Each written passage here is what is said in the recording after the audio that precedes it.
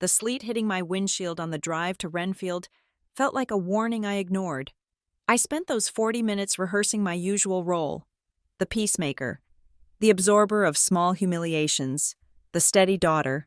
I expected the usual tension over roast beef and red wine. I did not expect my father to physically shove me from the head of the table, point a shaking finger, and announce to a silent room that my seat belonged to his real daughter. The windshield wipers on my Honda Civic were fighting a losing battle against the Pennsylvania sleet. It was a gray, miserable sludge that coated the highway and turned the drive to Renfield into a test of endurance. I kept the heater blasting, gripping the steering wheel until my knuckles turned white, rehearsing the evening ahead of me. Christmas at the Halley house was never just a dinner. It was a performance. I was 32 years old, a project manager for a logistics firm in Northgate City, and by all accounts, a competent adult woman. I paid my own rent. I managed a team of 15 people, and I had never missed a credit card payment in my life. Yet, as I passed the sign welcoming me to Lake Briar, I felt that familiar regression taking hold. I was shrinking. I was becoming Julia the peacemaker, Julia the fixer, Julia the girl who knew exactly when to pour more wine to stop her father from commenting on her mother's cooking, and exactly when to laugh to keep the silence from becoming oppressive. I had spent the last decade absorbing the small humiliations that kept this family functioning. I was the one who wrote the checks when my parents' lifestyle outpaced their income, marking them as loans that we all knew would never be repaid. I was the one who smoothed things over when my father, Gordon, offended a neighbor, or when my mother, Elaine, fell into one of her silent, weeping moods. I was the glue. I was the sturdy, reliable beams that kept the roof from caving in on their heads. The sleet turned to heavy rain as I pulled into the driveway. The house looked perfect. It always did. A 2-story colonial with black shutters and a manicured lawn that defied the winter gloom. The Christmas lights were tasteful, strictly warm white, outlining the eaves with geometric precision. It looked like a postcard of suburban success. I checked my reflection in the rearview mirror. I looked tired. I pinched my cheeks to bring some color back, took a deep breath that rattled in my chest, and opened the car door. The cold air slapped me awake. I grabbed the foil-wrapped dish of scalloped potatoes from the passenger seat, my assigned contribution, and marched up the walk. Inside, the house smelled of pine needles, expensive potpourri, and roasting meat. It was the smell of my childhood, a scent that triggered a complicated mix of comfort and anxiety. I stepped into the foyer, shaking the rain from my coat. My mother appeared almost instantly, emerging from the kitchen with a smile that didn't quite reach her eyes. She was wearing a red velvet dress I hadn't seen before. Her hair sprayed into an immobile helmet of blonde curls. "Julia, you made it," she said. Her voice was too high, vibrating with a frantic energy that set my teeth on edge. "The roads looked terrible. I was worried you would slide into a ditch." "I am fine, Mom," I said, leaning in to kiss her cheek. Her skin felt paper-thin and hot. "The house looks beautiful." She didn't absorb the compliment. She just fluttered her hands, smoothing the front of her dress. "We are running a bit behind on the tenderloin. Your father is in the den making drinks. Go say hello. Put your coat upstairs." She turned and hurried back toward the kitchen before I could even take my boots off. I watched her go. There was something brittle about her movements, like a bird throwing itself against a window pane. I walked into the dining room to set down the potatoes and stopped. The table was set for 12. I did a quick mental count. Mom, Dad, me, Aunt Sarah and Uncle Ted, Cousin Mike and his new fiancée, the neighbors, the Millers, who sometimes joined us. That was 9. Even if the Millers brought their son, that was 10. And the plates were new. They were not the chipped spode china we used every year, the set with the fading Santa Claus faces.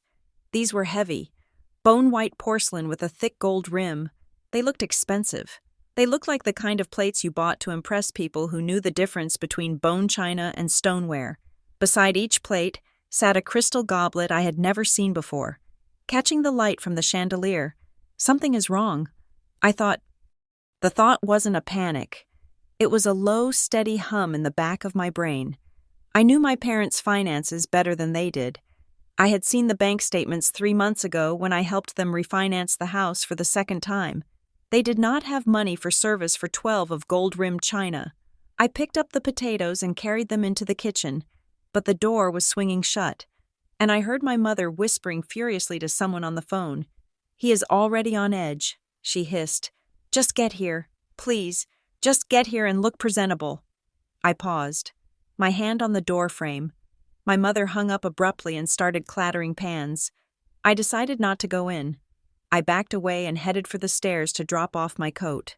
The banister felt sticky under my hand, likely from the heavy polish the cleaning crew used. My parents couldn't really afford the cleaning crew either, but appearance was the only currency Gordon Halley traded in. I reached the top of the landing and turned toward the guest room. Usually, the guest room was a dumping ground for coats and purses during parties. I pushed the door open and froze. The bed was not covered in a pile of parkas and scarves. It was neatly made, crisp and inviting, and sitting right in the center of the duvet was a coat. It was not a coat that belonged to anyone in my family. It was a camel hair trench, long and elegant, the kind that cost more than my first car. Beside it sat a leather overnight bag. I stepped closer, feeling like an intruder in my own childhood home. The bag was Louis Vuitton, not a knockoff, either. The leather had that specific, buttery sheen of the genuine article. Someone was staying here. I felt a prickle of irritation. Why hadn't they told me? I called my mother every Sunday. I had texted her yesterday. If we had a house guest, why was it a secret? I backed out of the room, closing the door softly. I walked down the hall to my old bedroom, which had been converted into my father's office, mostly a place for him to store golf clubs and unread biographies of Winston Churchill, and tossed my wet coat over a chair. I needed a drink. I went back downstairs, descending into the rising volume of the party. The doorbell rang, and voices flooded the foyer. Aunt Sarah and Uncle Ted. I could hear Sarah's laugh, a sharp bark that always signaled she had started drinking before she left her own house. I bypassed the foyer and went straight to the den. My father was standing by the wet bar, his back to the door. He was a tall man, still handsome in a weathered, country club sort of way. He wore a cashmere sweater that fit him perfectly. He was pouring scotch into a tumbler, his hand shaking slightly. He wasn't alone. Uncle Ted had slipped in ahead of me. "We just need to keep tonight clean," my father said. His voice was low, dropping into a register I recognized. It was his warning voice. "No surprises. Ted, I mean it." Ted mumbled something I couldn't catch, sounding soothing. I stepped into the room, making my heels click loudly on the hardwood. "Dad," I said. Gordon spun around. For a split second, his face was a mask of pure, unadulterated panic. Then, just as quickly, the mask slipped back into place. He smiled. But it didn't reach his eyes. His eyes remained cold, calculating, scanning me for threats. "Julia," he said, "you are late. I am on time." "Actually," I said, checking my watch. "The roads are bad. Merry Christmas, Dad." I moved to hug him. He accepted the embrace stiffly, patting my back twice before pulling away. He smelled of sandalwood, scotch, and something else. Fear. I had lived with this man for 32 years. I knew the smell of his anxiety. It smelled like sweat and breath mints. "You look tired," he said, turning back to his drink. "You are working too hard." "Someone has to," I said, keeping my tone light. He didn't laugh. He poured a splash of soda into his glass and took a long swallow. "Go help your mother. She is frantic. I am sure she is," I said. "Who are the extra place settings for?" My father's hand froze on the neck of the decanter.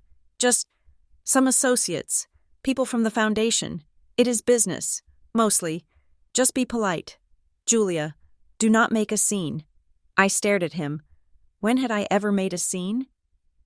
I was the one who diffused scenes. I was the one who walked scenes out the back door and drove them home. "I will be on my best behavior," I said, suppressing the urge to snap at him. I left the den and joined the party. The house was filling up, The air grew warm and loud. I moved through the rooms, accepting hugs from relatives. Nodding at stories I had heard a dozen times, I felt detached, like I was watching the evening through a pane of glass. My cousin Mike cornered me by the fireplace. "Hey, Jules," he said, holding a beer. "You okay? You look a little intense." "I am fine," I said automatically. "Just a long drive." He looked around the room, lowering his voice. "Do you know who the VIP is?" "The what?" "The VIP? Aunt Elaine is acting like the Queen of England is coming to dinner. And look at the table. That's the good stuff. I don't know." "Mike, Dad said it was business associates." Mike snorted. "On Christmas Eve? That is weird. Right? Even for Uncle Gordon. It was weird. It was terrifyingly weird." The doorbell rang again. The chatter in the room didn't stop, but the energy shifted. My mother shot out of the kitchen. Wiping her hands on a towel she then threw onto a side table. She hurried to the front door. I craned my neck to see. The door opened, and a gust of cold wind blew into the hallway. 2 people stepped inside. One was a man I didn't recognize. Slicked back gray hair. Expensive suit. Holding a briefcase. A lawyer? On Christmas? The other was a woman. She was about my age, maybe a year or 2 younger. She was beautiful in a sharp, manicured way. She had dark, glossy hair that fell in perfect waves around her shoulders, and she was wearing a cream-colored silk blouse tucked into a black skirt that looked tailored to her body. She stood with a posture that suggested she expected to be looked at. She looked familiar, but I couldn't place her. My father walked out of the den. He walked past me without a glance, straight to the foyer. He greeted the man with a handshake that looked more like a business transaction, and then he turned to the woman. His entire demeanor softened. The tension that had been radiating off him all evening vanished, replaced by a warmth I hadn't seen directed at me in years. He took her coat, revealing the outfit I had just admired, and handed it to my mother like she was the help. "Welcome," he said. His voice carried into the living room. Everyone stopped talking. Come in," Gordon said, ushering them toward the main room. "Everyone, I want you to meet some friends. This is Derek Manson, my financial advisor, and this is Avery." Avery smiled. It was a tight, practiced smile. It was the smile of someone walking a tightrope. "Hi," she said. Her voice was soft, melodic. "Thank you for having me." I stood by the fireplace, gripping my glass of white wine. I watched my father guide her into the room, his hand hovering protectively at the small of her back. He introduced her to Aunt Sarah, to Uncle Ted. He was beaming. He didn't introduce her to me. I stayed where I was. I felt a cold knot forming in my stomach. Who brings their financial advisor and a random woman to Christmas dinner? "Dinner is served," my mother announced. Her voice cracked slightly on the last word. We shuffled toward the dining room. The mood was strange now. The presence of the strangers had sucked the oxygen out of the room. The easy familiarity of the family gathering was gone, replaced by a stiff formality. I walked into the dining room. The chandelier was dimmed, casting a golden glow over the table. The roast beef sat in the center, flanked by my scalloped potatoes and green beans almondine. I moved to my usual spot. For the last 10 years, ever since I graduated college, I had sat at the seat to the right of the head of the table. It was the strategic position. It allowed me to help my father carve if he had too much to drink. It allowed me to signal my mother to clear the plates. And it established my place in the hierarchy. I was the daughter. I was the second in command. I pulled the chair out. Gordon was standing at the head of the table. He looked up and saw me. His face went hard. It wasn't just annoyance. It was a flash of genuine aggression. He crossed the distance between us in 2 long strides. I had my hand on the back of the chair, ready to sit. "Move," he said. I looked up, startled. "What?" He didn't repeat himself. Instead, he reached out his hand and shoved my shoulder. It wasn't a nudge. It wasn't a gentle guidance. It was a hard, physical shove. The heel of his hand dug into my collarbone, the force of it catching me off balance. I stumbled backward, my hip colliding painfully with the chair behind me. The chair scraped loud and harsh against the floorboards. The room went dead silent. I stood there, gasping, my hand flying to my shoulder. The physical shock was one thing, the sharp, stinging pain radiating down my arm, but the mental shock was a sledgehammer. My father had just hit me. In front of everyone, I looked at him, my mouth open. Dad? Gordon didn't look at me. He looked over my shoulder, toward the doorway where Avery was standing. Then he looked back at me, his eyes blazing with a strange, desperate fury. He raised his voice. It was a voice projected for the back row of a theater. "That seat is for my real daughter," he said. "Get out." The words hung in the air like smoke. I blinked. I felt like my brain was trying to translate a foreign language. Real daughter. The silence stretched. 1 second, 2 seconds, 3. It was a silence so profound I could hear the sleet hitting the window pane in the next room. Nobody moved. Uncle Ted was holding his fork halfway to his mouth. Aunt Sarah's glass was frozen in midair. Then, the world restarted. Avery stepped forward. She walked past me, her silk blouse rustling. She didn't look at me. She looked at the floor, a flush rising on her cheeks. She looked embarrassed. Yes, but she also looked resolute. She walked to the chair I had just vacated, the chair my father had physically cleared for her, and sat down. She looked up at Gordon and gave him a small, apologetic smile. "I am sorry," she murmured.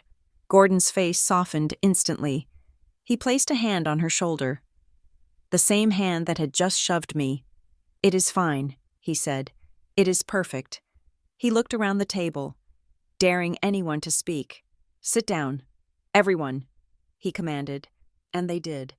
That was the horror of it. They sat down. Uncle Ted put his fork down. Aunt Sarah took a sip of her wine. Cousin Mike looked at his plate. The collective decision was made in an instant. We are going to pretend this did not happen. I stood there, vibrating. My shoulder throbbed. I looked at my mother. "Mom?" I whispered. Elaine was at the other end of the table. She was staring intently at the roast beef. She picked up the carving knife and fork. Her hands were shaking so badly the silverware clattered against the platter. "Pass the potatoes, please," she said to the room. Her voice was thin, reedy. She wouldn't look at me. The humiliation washed over me. Hot and suffocating, it felt intentional. It felt choreographed. The new plates, the extra seats, the no surprises whisper. They knew. They all knew.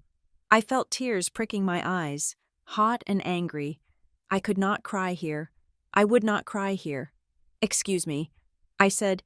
My voice sounded steady, which was a miracle. "I need to use the restroom." I turned and walked out of the dining room. I didn't run, but I walked fast. I needed to get behind a locked door before I fell apart. I made it to the hallway, but I didn't make it to the bathroom alone. "Julia!" It was Aunt Sarah. She had followed me. She grabbed my arm, her fingers digging into my bicep. Her face was flushed with wine and false cheer. She pulled me toward the coat closet, lowering her voice. "Honey, listen," she said. Her eyes were wide, frantic. "It is complicated, okay? It is just complicated." "What is complicated?"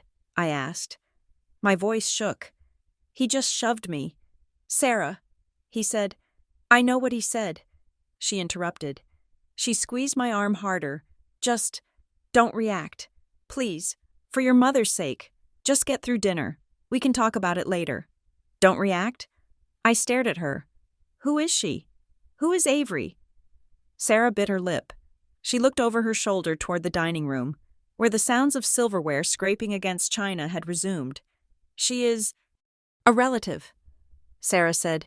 "It is a long story. Just wash your face. Come back to the table. Don't make it worse. Don't make it worse." I pulled my arm out of her grip. I looked at her, really looked at her, and saw the cowardice in her eyes. She knew, whatever this was, whatever secret had just walked through the front door wearing a silk blouse. Sarah knew about it, and she was choosing the status quo. She was choosing the dinner party over me. "I need to use the bathroom," I said coldly. I turned my back on her and walked into the powder room, locking the door behind me with a loud click. The room was small, wallpapered in a busy floral print. I leaned against the door, breathing hard. My heart was hammering against my ribs like a trapped bird. I walked to the sink and gripped the porcelain edge. I looked at myself in the mirror. I looked the same, and yet I looked completely different.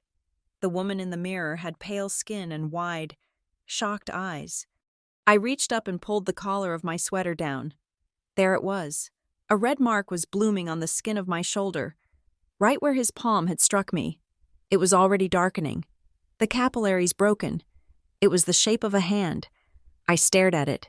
It wasn't an accident. It wasn't a stumble. It was an assault.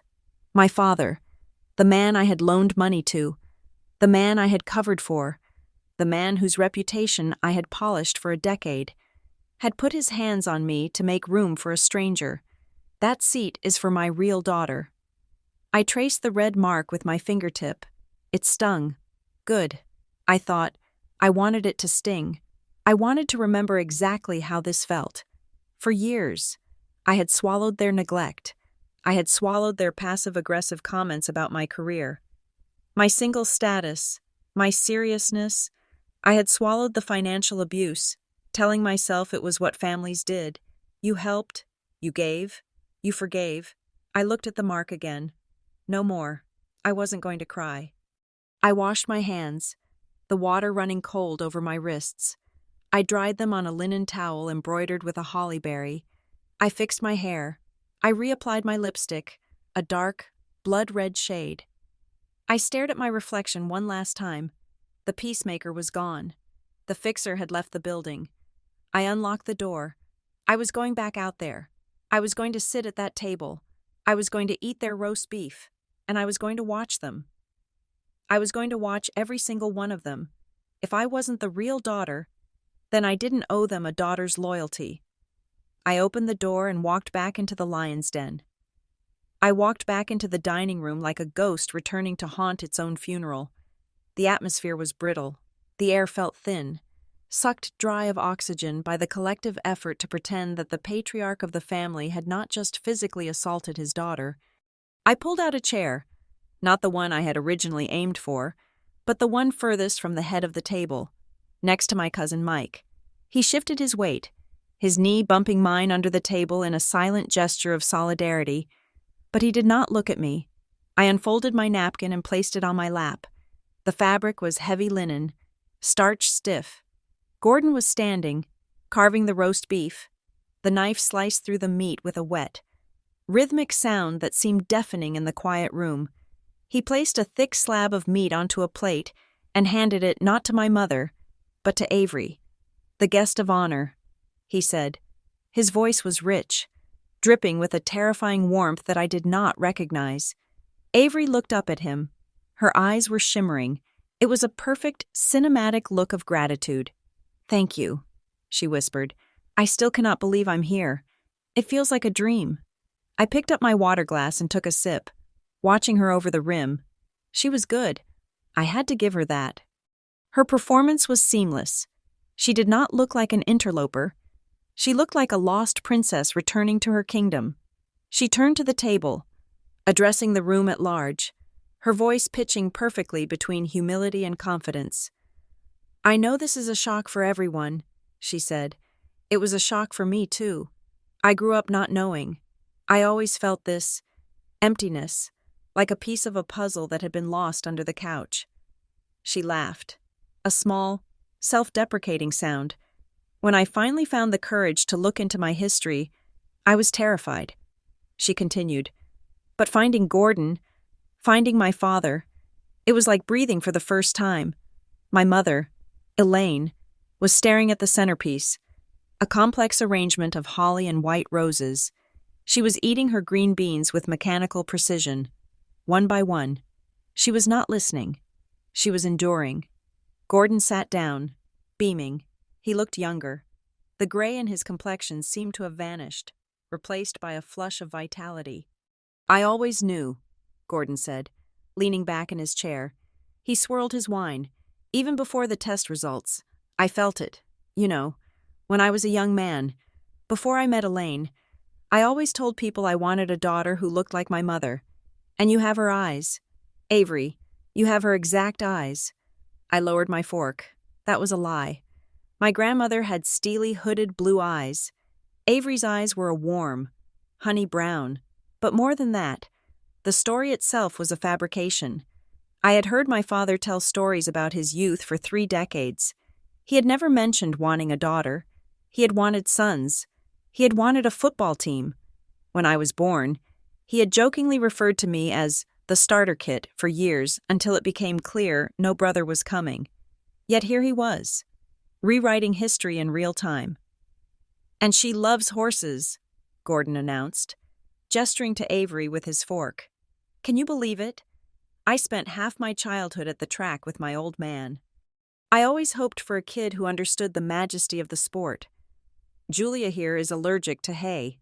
He chuckled. A few people around the table offered polite. Nervous laughter. "I am not allergic to hay."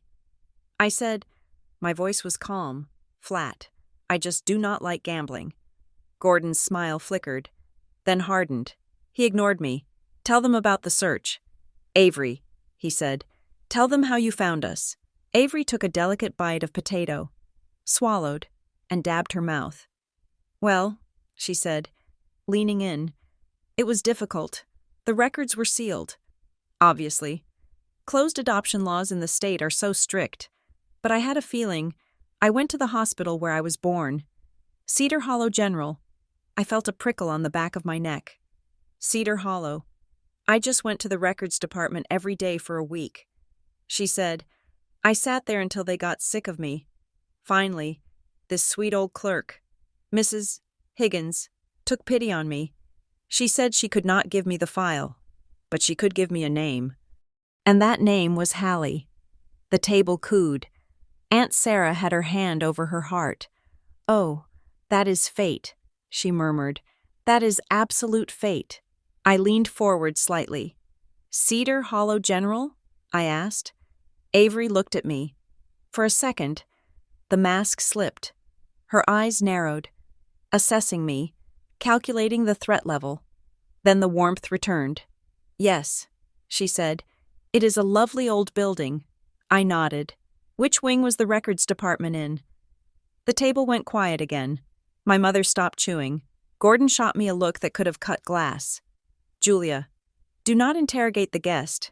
I'm just making conversation." "Dad," I said, not breaking eye contact with Avery. "I did a project on medical infrastructure in college. Cedar Hollow underwent a massive renovation 5 years ago. I was just wondering if the records office was still in the basement or if they moved it to the new annex." Avery hesitated. It was a fraction of a second, but it was there. She looked at Gordon, then back to me. "The annex," she said confidently. "It was so bright and modern. Mrs. Higgins had a desk right by the window." I smiled. It was not a nice smile. "That is strange," I said, "because the annex is exclusively for outpatient surgery. The administrative offices were moved off-site to a complex in Westlake 3 years ago.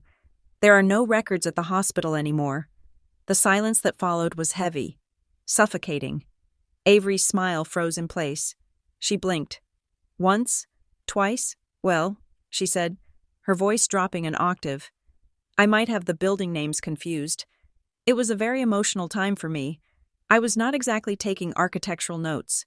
Gordon slammed his hand on the table. The silverware jumped. "That is enough. Julia," he barked. "He is not defending her because she is right." I thought, he is defending her because she is failing. "Stop trying to pick holes in a miracle," Gordon said, his face flushing red. "You have always been jealous. But this is a new low. Avery is family. You will treat her with respect." I looked at him. I looked at the man whose mortgage I had paid last February when his investments were tied up. I looked at the man whose medical deductible I had covered when he had his knee surgery because he had let his premium insurance lapse. I am not jealous. "Dad," I said softly, "I am just observant." I stood up. "I will help clear the plates," I said. I grabbed the serving platter of roast beef before anyone could protest. My hands were shaking. but I clamped them tight against the silver handles. I walked into the kitchen, the door swinging shut behind me. Cutting off the murmur of the dining room, I leaned against the counter, exhaling a breath I felt like I had been holding for an hour. The kitchen was cool and bright. The stark reality of the stainless steel appliances felt grounding. I started scraping plates into the garbage disposal, the mechanical grind drowning out my thoughts. I needed to leave. I needed to get out of this house before I screamed. The door pushed open.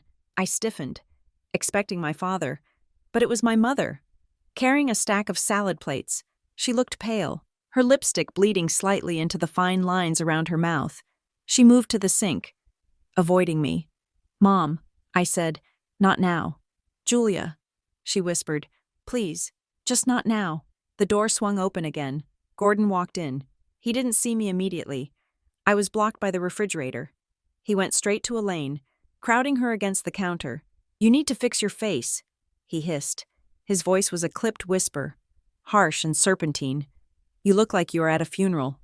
"I am trying." "Gordon," Elaine said, her voice trembling. "But did you have to bring her here? Tonight?" "We went over this," Gordon snapped. "The paperwork is already filed. If we do not establish the relationship publicly before the end of the year, the clause does not trigger. You know what is at stake." "But she is here," Elaine said, gesturing vaguely toward the dining room. "Julia is here. She is fine," Gordon scoffed. "She is weak. She will do what she always does. She will sulk, and then she will come back and ask if we need anything." I stood frozen behind the refrigerator. "The paperwork is already filed. The clause, establish the relationship. This was not an affair. This was not a long-lost daughter showing up on the doorstep with a DNA test. This was a transaction." "Then she cannot be here," Elaine whispered. "It is too much." "Gordon, it is cruel. She is here anyway," Gordon said. "And you are going to go back out there, and you are going to pour the coffee, and you are going to smile at Avery like she is the second coming of Christ. Do you understand me? We are drowning. Elaine, this is the life raft. Get on board." He turned and marched back out to the dining room. Elaine stood at the sink for a long moment. She gripped the edge of the counter, her knuckles white.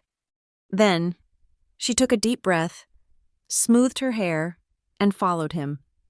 She left me alone in the kitchen with the garbage disposal and the truth. I felt my phone buzz in the pocket of my slacks. I pulled it out. A text from Cousin Mike. "Avery's been here since yesterday. I saw her car in the garage when I dropped off the tools for Uncle Ted. They hid it. I'm sorry.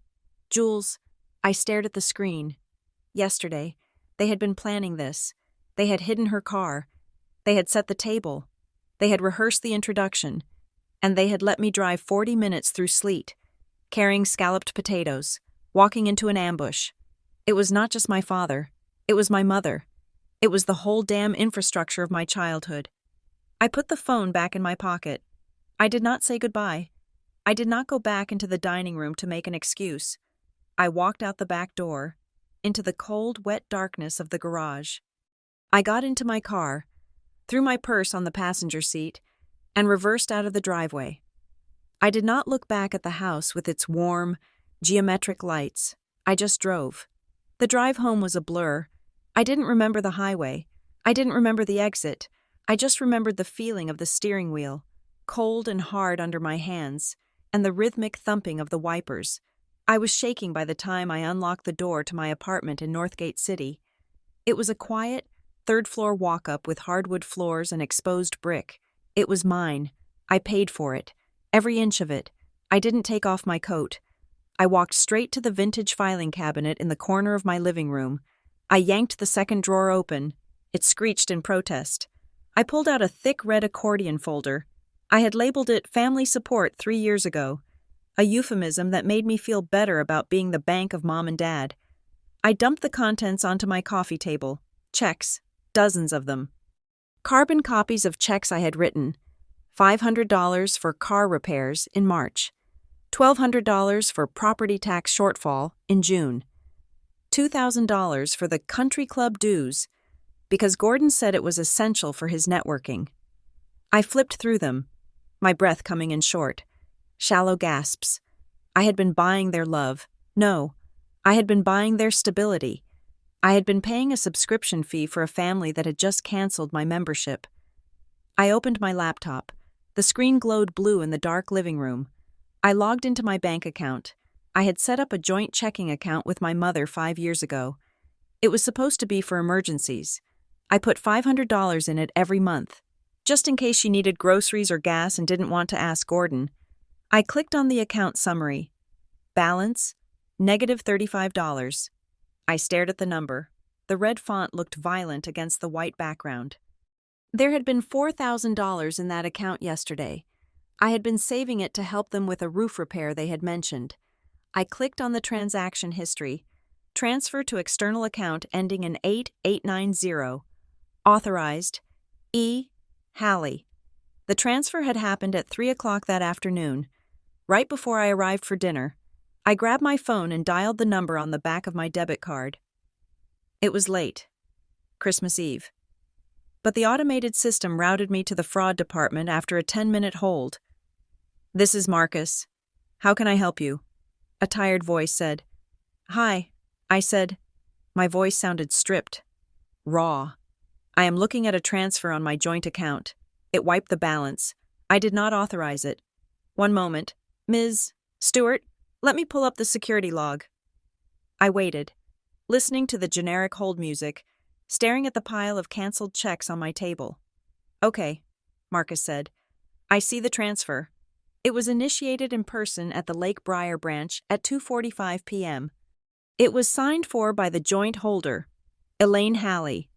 And the recipient?" I asked. "It went to a new account," Marcus said. It looks like a new authorized user was added to your account 2 weeks ago, which allowed for the transfer limit to be raised. Did you sign a modification form on December 10th? No. I said, I definitely did not. Okay, Marcus said. I am looking at the digital scan of the signature card for the modification. It has your name, Julia Stewart. Does it look like my signature? I asked. There was a pause. Honestly, Marcus said, his voice dropping the professional veneer. Not really. The loops are too big, and it looks shaky, like someone was trying to copy it off a screen. I closed my eyes. Elaine, my mother, had forged my signature. She had added herself or someone else to increase the limit, and then she had drained the account hours before sitting down to eat roast beef with me. They were cashing out. They knew this blow-up was coming. They knew I would cut them off after the real daughter announcement, so they took what they could while they still had access. Freeze it, I said. Freeze everything. Mark it as fraud. Are you sure? Marcus asked. This will trigger an investigation. If it is a family member, I am sure. I said, I want a full audit. And Marcus, send me the digital copy of that signature card. I hung up. I sat in the dark, the laptop screen casting long shadows across the room. It was midnight. Christmas Day had officially begun. I replayed the evening in my mind. The shove, the look on Gordon's face, the way Avery sat in that chair. That seat is for my real daughter. Why did he say it like that? Gordon was a man who cared about appearances. He was cruel, yes, but he was usually subtle. Real daughter was clumsy. It was blunt, unless it wasn't an emotional outburst. The paperwork is already filed. If we do not establish the relationship publicly, the clause does not trigger. I stood up and paced the room. My mind was racing, connecting dots that I hadn't even known were there. Real daughter, biological issue, public acknowledgement. These were not just hurtful words. They were legal terms. I went back to the filing cabinet. I pulled out the bottom drawer, the one where I kept my own permanent records, my passport, my social security card, my birth certificate. I pulled out the blue folder containing my birth documents. I had always known I was adopted. It wasn't a secret. I was adopted as an infant. My parents had always been vague about the details. A closed adoption. A private arrangement, but I had never questioned it. I was their daughter. That was all that mattered. I opened the folder. There was the certificate of live birth. It listed Gordon Hallie as father and Elaine Hallie as mother. That was standard for amended certificates after adoption. But as I held the paper under the desk lamp, I noticed something I had never looked closely at before. The bottom edge of the paper was rough, not torn, but cropped. It looked like it had been photocopied slightly off-center, or like the bottom inch had been deliberately folded under before copying. I ran my thumb over the seal. It was an embossed seal, but it felt flat. I held it up to the light. There, very faintly, on the line where date of amendment should be, was a smudge. It looked like whiteout that had been photocopied over. I went back to the laptop. I typed into the search bar, Pennsylvania Adoption Decree Laws, 1990s. I scrolled through legal jargon until I found a forum post about amended birth certificates in private adoption cases involving estate planning. Sometimes an acknowledgement of paternity is used instead of formal adoption if the goal is to bypass waiting periods, but this requires the biological father to be present. I stared at the screen. Gordon had said, "That seat is for my real daughter." He hadn't said my biological daughter. He had said real. If Avery was the real daughter, what did that make me? I looked at the cropped certificate again. If the adoption wasn't finalized, or if the paperwork was flawed, or if they had lied about the nature of the adoption, then legally, I was a stranger. And if I was a stranger, I had no claim to the Halley name. I had no claim to the estate. I had no claim to the family trust my grandfather had set up. Gordon wasn't just replacing me emotionally. He was erasing me legally. The shove wasn't just a physical act. It was the first move in a liquidation sale. He was clearing the board. I looked at the pile of checks. I looked at the negative bank balance. I looked at the bruise forming on my shoulder. They thought I was weak. Gordon had said it in the kitchen. She is weak. She will sulk. He was right about the old Julia. The old Julia would have cried herself to sleep. The old Julia would have called in the morning to apologize for leaving early. But the old Julia didn't have a bruise on her shoulder and a fraud case number from the bank. I picked up the phone and dialed the only lawyer I knew. A friend from college who did contract law. It was 1 a.m. He picked up on the 4th ring. Groggy. "Julia? Is everything okay?" "No. Ben," I said, "nothing is okay. I need you to recommend a shark." "A what?" "A shark," I repeated. "A litigator, someone who handles fraud in family estates, and I need them on Monday morning. Merry Christmas. Dad," I whispered to the empty room. I closed the laptop. The war had just begun. The 26th of December was a Monday, and the world had returned to a bleak, gray functionality. I stood in line at the Renfield Municipal Records Office, clutching a ticket with the number 42 printed on it. The room smelled of floor wax and stale coffee. I was not there as a daughter. I was there as a woman who had realized her entire life might be a clerical error when my number was called. I walked to the window. The clerk was a woman in her 50s with bifocals on a chain and an air of permanent exhaustion. "Can I help you?" she asked, not looking up from her keyboard. "I need a certified copy of my birth certificate," I said, "and any amendments or supplementary files attached to the original record. My name is Julia Stewart. I was born Julia Halley." The clerk sighed, typed my name into the system, and frowned. She stopped typing and looked at me over the rim of her glasses. "You are back?" she asked. I blinked. "Excuse me?" "You were just here," she said. Well, your service was here. We released the certified copies last Tuesday." My stomach dropped. A sensation like missing a step on a staircase in the dark. "I was not here last Tuesday," I said slowly, "and I do not have a service." The clerk turned the monitor slightly so she could read the log more clearly. "Request filed December 20th, she read. "Picked up by courier. North Pine Document Services. Authorized by affidavit." I gripped the counter. The formica was cold under my fingertips. "Can I see the authorization?" I asked. She hesitated, referencing policy in her head, then shrugged. "It is your file." She printed a single page and slid it under the glass partition. It was a standard authorization form, giving permission for North Pine Document Services to retrieve all sealed and unsealed vital records pertaining to Julia Halley. At the bottom was a signature, Julia Stewart. It was a good forgery, better than the one on the bank card. This one had the right slant, the right pressure, but I knew I had not signed it, and next to it was a notary stamp from a commission in Lake Briar. "I need a copy of this," I said, "and I need the name of the courier company." I walked out of the records office 10 minutes later with a heavy envelope and a burning sense of violation. I sat in my car and looked up North Pine Document Services on my phone.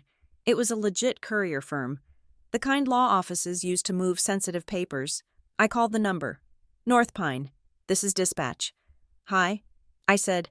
"I am calling about a pickup made last Tuesday from the Renfield Records office. Job reference number." I glanced at the receipt the clerk had given me. 4492. 1 second. I waited. Outside, the sky was the color of a bruise. "Okay, I see it." The dispatcher said, "Delivered to Marin Low Legal?" "No. Wait, that was the other drop. This one went to a residential address. 12 Oakwood Lane, Lake Briar, my parents' house. Thank you," I said, and hung up. My father had hired a courier to steal my birth records 4 days before Christmas. He wanted to know exactly what was in that file before he made his move at the dinner table. He was checking his liability. I needed a lawyer, not my friend Ben, who did contract law for tech startups. I needed someone who knew Renfield, someone who knew how dirty local families could fight. I drove to the address I had seen on the courier's other drop log, Marin Low. If they were using the same courier service, maybe they knew the landscape. It was a gamble, but I was running on adrenaline and caffeine. The office was in a converted townhouse near the courthouse. The sign out front was modest. Marin Low, attorneys at law. I walked in without an appointment. The receptionist looked surprised. But 20 minutes later, I was sitting across from David Lowe. He was not what I expected. He was young, maybe 35, with messy dark hair and sleeves rolled up to his elbows. His office was cluttered with stacks of files, but his eyes were sharp, intelligent, and completely devoid of the condescending warmth I usually got from men in this town. "So," David said, leaning back in his chair, "you are telling me your father forged your signature to access your sealed adoption records, drained a joint account, and then publicly disowned you at Christmas dinner?" "That is the short version." "Yes." David picked up the photocopy of the notarized letter I had brought from the records office. He studied it for a long moment. "This is aggressive," he said. "Usually, when families want to cut someone out, they do it quietly. They change the will. They shuffle the assets, and you find out after the funeral. This is a demolition." He looked at me. "Why the rush?" he asked. "I do not know," I said, but he kept talking about a deadline. He said the paperwork was filed. He said if they did not establish the relationship before the end of the year, the clause would not trigger. David's eyes narrowed. "The end of the year. That is 5 days from now." He spun his chair around to his computer. "What is your father's primary business?" "He is retired." "Mostly," I said, "but he sits on the board of a few local organizations. The big one is the Hearthlight Hope Fund. It is a non-profit." "Hearthlight," David muttered. Typing. "I know them. They do community grants. Very respectable. Very boring." He clicked a few times, his eyes scanning the screen. "Here is their latest tax filing from last year." He said, "Public record. Let us look at the donor list." He scrolled down. "Okay, standard stuff. Local businesses, a few individual donors." Wait, he stopped scrolling. He pointed to a line item near the bottom. "Restricted gift. $300,000. Source, Halley Family Legacy Trust." I stared at the screen. I had never heard of the Halley Family Legacy Trust. My grandfather, Edwin Halley, had left my father a decent inheritance, but I thought it had been cash and stocks, long since spent on country clubs and bad investments. I did not know there was a trust. I said. David nodded slowly. "If there is a trust, and it is making restricted gifts to a nonprofit your father controls, that is a loop, a money loop." He turned back to me. "If the trust has specific conditions for distribution, like, say, passing money to the next generation, and your father is the trustee, He might need a valid beneficiary to unlock the next tranche of funds, and I am not valid, I said, the words tasting like ash. Not if the trust requires a biological issue, David said. If the trust was written 50 years ago, the language might be very specific. Blood heir, biological child. Adoption laws have changed, but old trusts are stubborn. He tapped the desk with a pen. If he needs to unlock that money by December 31st, and you do not fit the definition, he needs someone who does. Avery. I whispered. He needed a real daughter, not because he wanted one, but because he needed a key to open the vault. David stood up. I can pull the trust summary, he said. It will take a few hours. I have a contact at the probate court, but in the meantime, we need to secure you, if he is forging signatures. Your liability is wide open. He handed me a pad of paper. Write down every asset you have, every account, every card. We are going to lock them down. I spent the next hour listing my life on a legal pad. When I got to my retirement account, my 401k from my employer, I paused. I should check that. I said, I have not looked at it in months. I logged into the portal on my phone. The balance was there, thank God. But then I clicked on the Documents tab. Just to be thorough, there was a recent download recorded in the log. Income verification letter generated November 15th. I frowned. I hadn't applied for a loan in November. I scrolled further back. There was another one. Proof of assets generated October 1st. David. I said, someone has been accessing my employment documents. David came around the desk to look at my phone. Who is your mortgage lender? He asked. I rent? I said. He looked at me. Then why does your credit report show a mortgage inquiry from October? He pulled up a credit monitoring site on his computer and turned the screen toward me. There, listed under Inquiries, was a check from a mortgage refinancing company, and under Addresses, there was a new entry added 2 months ago. Resident co-owner, Julia Stewart, property 12 Oakwood Lane, Lake Briar. My parents' house. He listed me as a co-owner. I said, my voice rising. He used my income to refinance his house. David looked grim. He did not just use your income. Julia, he made you liable for the debt. If he defaults on that new mortgage, the bank comes after you. He tied you to the sinking ship before he threw you overboard. I felt a wave of nausea. This wasn't just betrayal. This was financial murder. He had used my credit, my good name, my years of responsible saving, to prop up his house, and then he had shoved me out of it. We need to file a police report. David said, identity theft, fraud. No. I said, not yet. David looked at me, surprised. Julia, this is a felony. If I file a report now, he will know I am coming. I said, he will hide the money. He will shred the papers. I need to know the whole picture first. I need to know what that trust says. David studied my face. He saw something there. Maybe the same resolve I had found in the bathroom mirror on Christmas Eve. Okay, he said. I will get the trust summary. You find out what your mother knows. If she signed that refinance application too, she is an accomplice. You can use that. I left the law office and drove straight to Lake Briar. I didn't go to the house. I couldn't stomach the sight of those perfect black shutters. I called my mother. She didn't answer. I called again, on the third try. She picked up. Julia, please. She sounded like she had been crying for days. Your father is in the study. I cannot talk. Meet me at the Bluebird Diner. I said, I cannot leave. If you are not there in 20 minutes, I am driving to the police station to file a report for the unauthorized transfer from our joint account. I said, I have the transaction log. Mom, it is a felony. There was a silence on the other end, a terrified, suffocating silence. 20 minutes, she whispered. The Bluebird Diner was a relic of the 50s, all chrome and teal vinyl.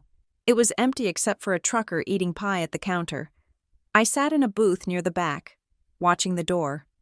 Elaine walked in 19 minutes later. She was wearing sunglasses, even though it was overcast, and a headscarf tied tightly under her chin. She looked like a woman on the run.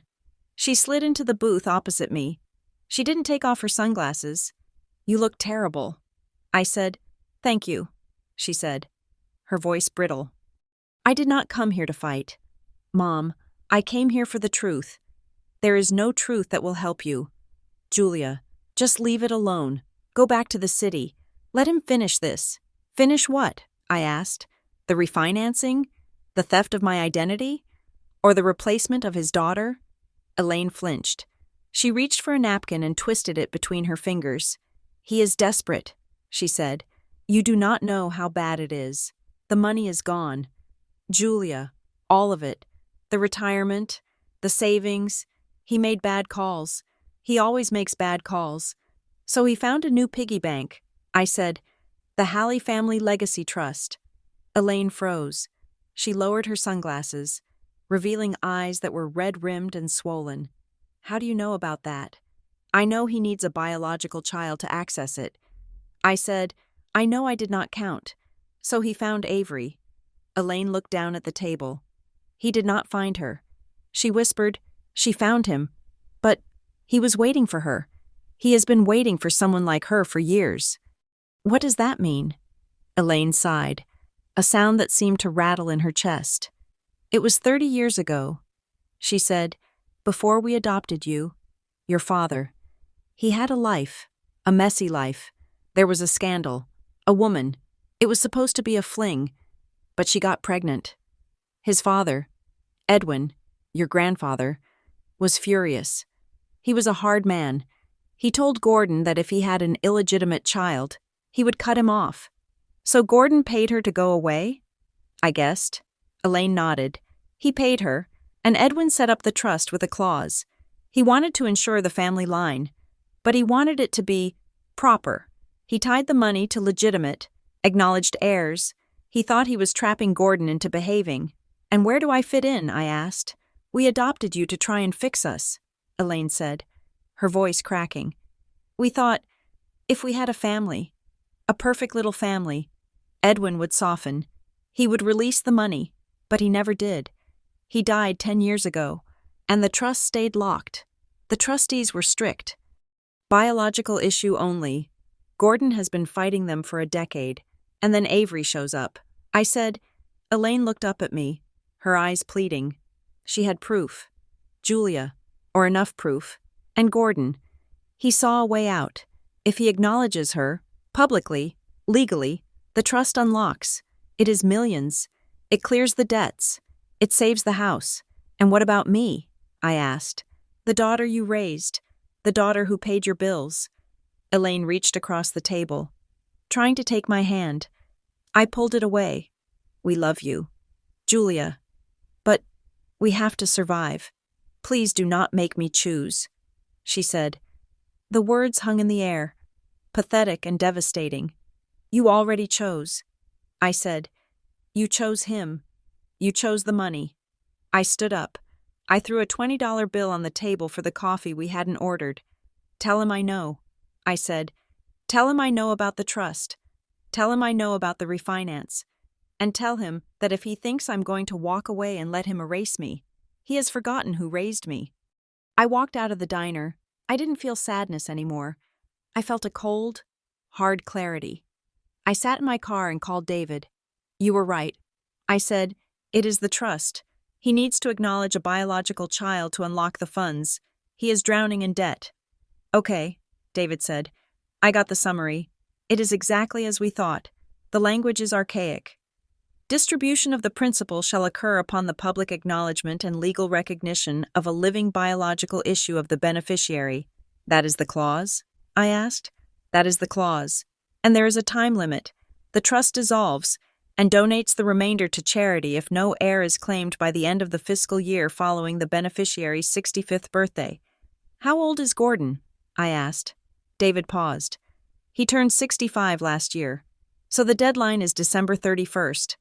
I said, "This Saturday." "Exactly. If he does not finalize this by New Year's Eve, the money goes to the Red Cross." "That explains the rush."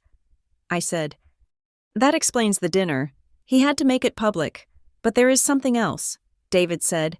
I did some digging on Avery Halley, or Avery Locke, as she was known until last month. What did you find? She is staying at the Whispering Pines Motel on the edge of town, but she has been seen having lunch at the country club with a man named Derek Manson, Gordon's financial planner. I said, the man who was at dinner? Right, but here's the kicker. I ran a search on Manson. He is not just a planner, he is the trustee for the Halley Family Legacy Trust. I went cold.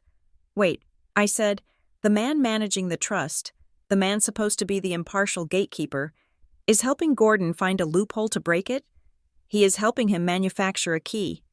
David said, it was a conspiracy. It wasn't just a desperate father. It was a coordinated heist. Manson wanted the commission on the trust release.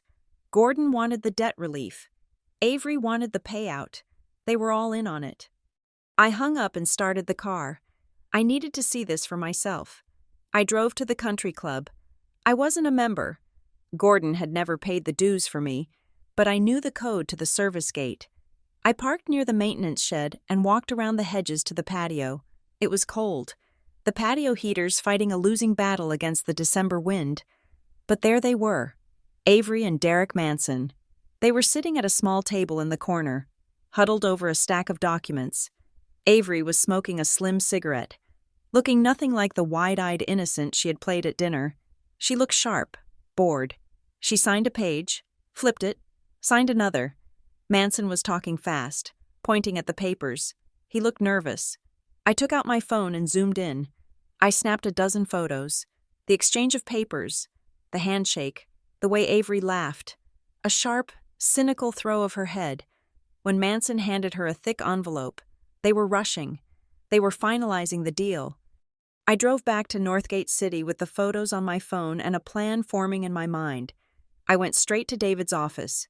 He was waiting for me. Look at this, I said, showing him the photos. He whistled low. That is a lot of paperwork for a coffee date. We have them, right? I asked. This proves collusion. It proves they know each other. David said, it is circumstantial. We need more. We need to prove that Avery is not the daughter, or that Gordon knows she is not. If the trust requires a biological issue, wouldn't there be a DNA test? I asked. Usually, yes, David said. But if the trustee, Manson, waives the requirement or accepts a falsified test, then it goes through, and once the money is distributed, it is gone. You can sue later, but good luck getting it back from a shell company in the Caymans, so we have to stop the distribution. I said, we have to file an injunction, David said. But to get a judge to freeze a trust 5 days before the deadline, we need hard evidence of fraud, not just a forged courier letter. We need proof that the central premise, Avery being the daughter, is a lie. I looked at the photos again. Avery looked too comfortable. She didn't look like a woman discovering her long-lost father. She looked like an actress reviewing a contract. The hospital. I said, what? At dinner? Avery mentioned Cedar Hollow Hospital. She said a records clerk helped her. She messed up the details. David shrugged. People forget details. No, I said. She lied about the building. She said the records were in the annex. They were never in the annex. It was a scripted line, and she flubbed it. I stood up. I am going to Cedar Hollow. I said, I am going to find the clerk she mentioned. Mrs. Higgins, if she exists. David said, she exists. I said, Avery used her name to add validity. Liars always use a grain of truth. David looked at his watch. It is 4 o'clock. The courthouse closes at 5. I am going to draft a petition for an emergency injunction based on the identity theft and the unauthorized refinancing. It might not stop the trust, but it will put Gordon on notice. Do it, I said. David hesitated. Julia, he said, if we file this, there is no going back. You are declaring war on your family. If we lose, if Avery really is his daughter, you are out, permanently. I thought about the red mark on my shoulder. I thought about the real daughter sneer.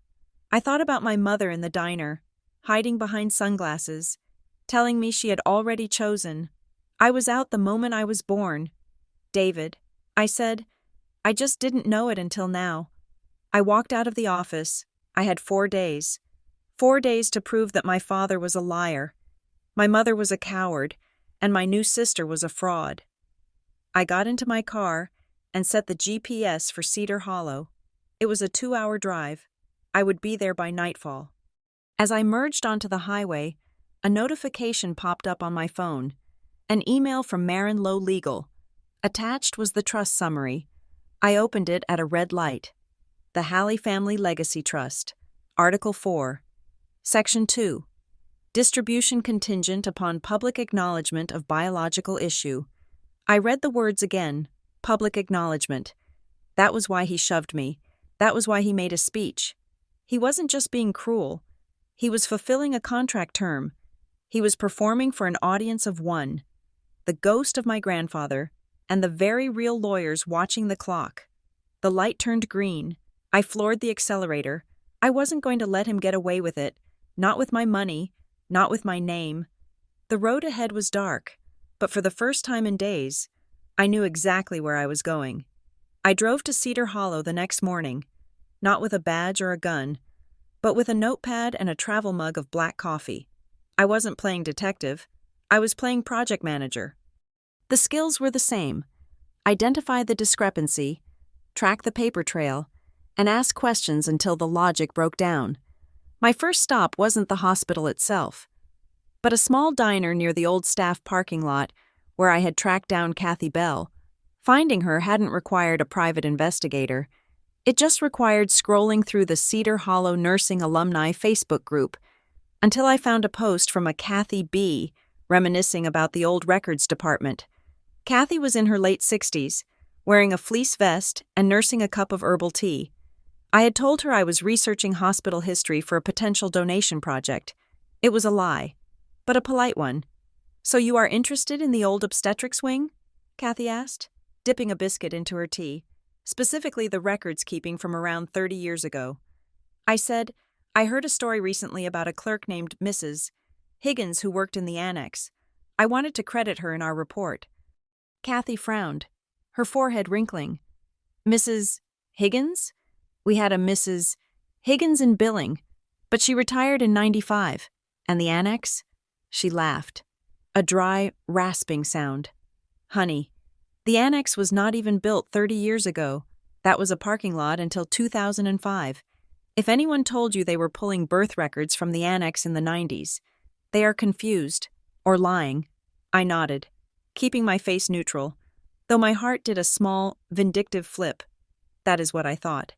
I said, "And the records department?" "Basement," Kathy said firmly. "Next to the morgue. No windows. Damp as a swamp. We hated going down there. If this Mrs.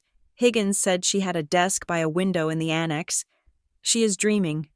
"Thank you, Kathy," I said. "You have been very helpful." It was a small detail, a building that didn't exist, a window that wasn't there. But in a story built on lies, small cracks were where the light got in. Avery hadn't just misremembered. She had invented a setting based on the hospital as it looked today, not as it looked then. She hadn't been there.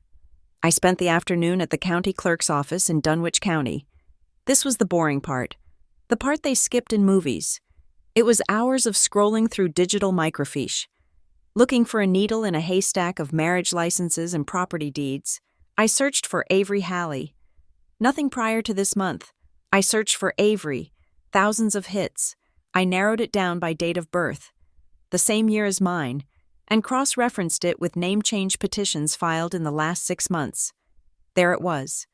Petition for change of name, Avery Louise Locke to Avery Louise Halley. Date filed, November 15th. Reason for change, to align with familial identity. November 15th, 6 weeks ago. The same week my income verification letter was generated. The timeline was tightening. Gordon and his team had been building this Trojan horse for 2 months, brick by brick, while I was busy approving their heating bill payments. I printed the document. It cost me 50 cents per page. The price of the truth was surprisingly affordable. I was driving back to Lake Briar when my phone rang. It was Gordon. His name on the screen made my stomach clench. I let it ring twice before answering. I needed to hear his voice. I needed to gauge the temperature. "Hello, Dad," I said. "Julia," he said. His voice was warm, unnervingly warm. It was his client voice, the one he used when he was trying to sell a bad investment. "Look, I think we got off on the wrong foot the other night. The holidays are stressful. I want to make it right." I gripped the steering wheel. "What do you have in mind?" "Meet me for coffee," he said. "The roasted bean on Main. Just you and me. No Avery, no Mom. Just father and daughter clearing the air." I checked the time. It was 4 o'clock. "I will be there in 20 minutes, I said. I didn't go to reconcile. I went to see what he wanted. Gordon Halley didn't clear the air. He managed liabilities. And right now, I was his biggest liability. He was waiting for me at a corner table, nursing a cappuccino. He stood up when I entered, offering a hug that I sidestepped by pulling out my chair. "I will skip the coffee," I said. Sitting down, "I am a little wired." Gordon smiled, a tight stretching of skin over his teeth. "Fair enough. You look good." "Julia, tired, but good. Cut the small talk." "Dad," I said quietly, "you shoved me. You humiliated me. And then I find out you have been pillaging my bank account. We are way past—" "You look good." Gordon sighed. Leaning back, he clasped his hands on the table. He looked like a weary statesman dealing with a rebellious constituent. "I know you are angry," he said, "and I'm sorry about the money. It was a liquidity issue. I intended to pay it back before you noticed. It was a bridge loan. Effectively, a bridge loan requires consent." I said, "What you did is called fraud." He waved his hand dismissively. "Let us not get bogged down in technicalities. The point is, I am fixing things. The family finances are evolving. Evolving." I repeated, "Is that what we are calling Avery?" Gordon's expression hardened for a split second before smoothing out. "Avery is a blessing," he said. "A surprise. Yes, but a blessing. And she is going to help all of us. The trust. Julia. It is finally opening up. I know about the trust." I said, "I know about the biological issue clause." Gordon froze. His eyes darted to my face, searching for how much I knew. "You have been busy," he said, his voice dropping the warmth. "I have just been reading." I said, "It is amazing what you can find in public records."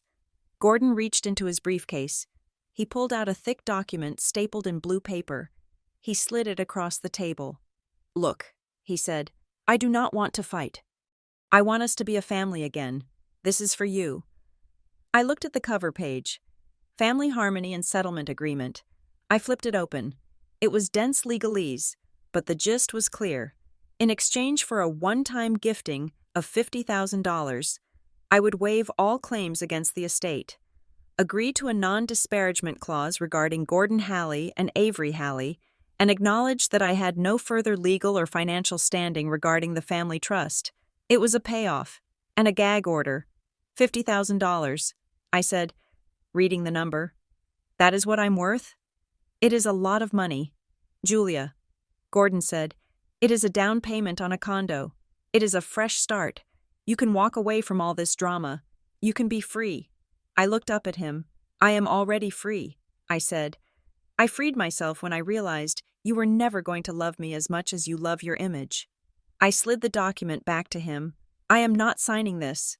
Gordon's face changed. The client voice vanished. The weary statesman vanished. The man sitting across from me was the man who had shoved me. His eyes were cold. Hard flint. "Do not be stupid." "Julia," he hissed, "you are playing a dangerous game." "I am not playing." I said, "I am investigating."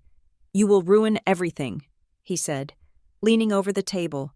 "Everything people have built. This is not just about me. It is about the legacy. It is about the foundation. If you blow this up because you are jealous, you are not just hurting me. You are destroying the family name." "The family name," I said. "The name you are paying a stranger to carry?" "She is more of a Halley than you will ever be." He spat. The words hung in the air, vibrating between us. There it was. the truth he had been sitting on for 30 years. I stood up. I felt strangely calm. The worst had been said. There was nothing left to fear. "Keep the 50,000. Dad," I said, "you are going to need it for your legal defense." I walked out of the coffee shop. My hands were shaking, but my spine was steel. I drove to my parents' house.